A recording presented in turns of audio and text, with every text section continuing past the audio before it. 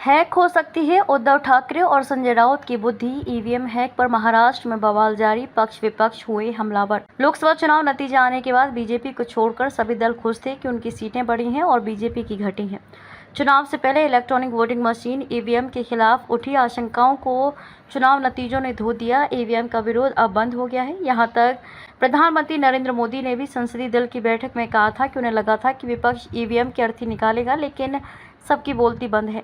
जोगेश्वरी लोकसभा चुनाव नतीजे को लेकर ईवीएम पर मचे घमासान के बीच अमेरिकी उद्योगपति एलन मस्क ने ईवीएम को लेकर सवाल दिया, जिस पर विपक्ष के सुर बदल गए। चुनाव निष्पक्ष होते तो बीजेपी 40 सीटों पर सिमट जाती। आदित्य ठाकरे। उद्धव सेना के युवा नेता आदित्य ठाकरे ने दावा किया कि यदि लोकसभा चुनाव स्वतंत्र एवं निष्पक्ष तरीके से कराए जाते तो बीजेपी 240 नहीं बल्कि 40 सीटों तक सिमट गई होती।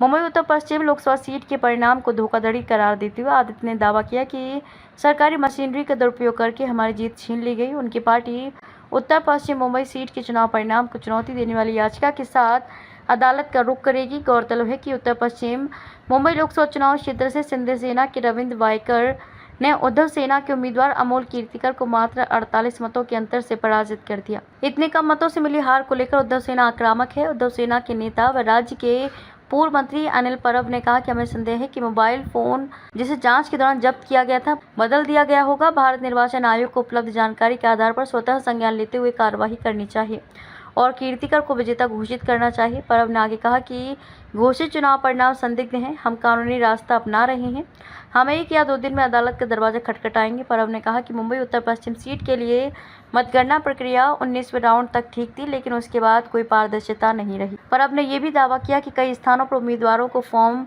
17C और 17C2 मतदान की संख्या से संबंधित नहीं दिए गए। राहुल गांधी और आदित्य ठाकरे को माफी मांगनी चाहिए। निरुपम। ईवीएम को लेकर सिंधे सेना के नेता व पूर्व सांसद संजय निरुपम ने कांग्रेस सांसद राहुल गांधी और उद्धव सेना के आदित्य ठाकरे पर हमला बोला। उन्होंने कहा कि ईवीएम पर एक समाचार पत्र की खबर के आधार पर गलत जानकारी फैलाने के लिए माफी मांगनी चाहिए। ईवीएम एक स्वतंत्र प्रणाली है जिसे प्रोग्राम नहीं किया जा सकता और इसमें वायरलेस से संचार स्थापित नहीं किया जा सकता।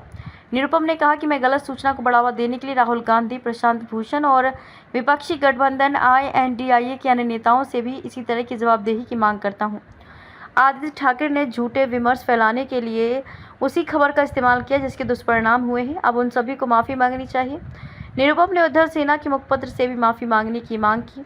उन्होंने दावा किया कि उसने भी मुंबई उत्तर पश्चिम सीट के परिणाम के बारे में इसी तरह की झूठी खबर प्रकाशित की। यदि आवश्यक हुआ तो वह इस मामले को भारतीय प्रेस परिषद तक ले जाएंगे। मोबाइल के जरिए राउत और उद्धव की बुद्धि को हैक किया जा सकता है। सोमैया।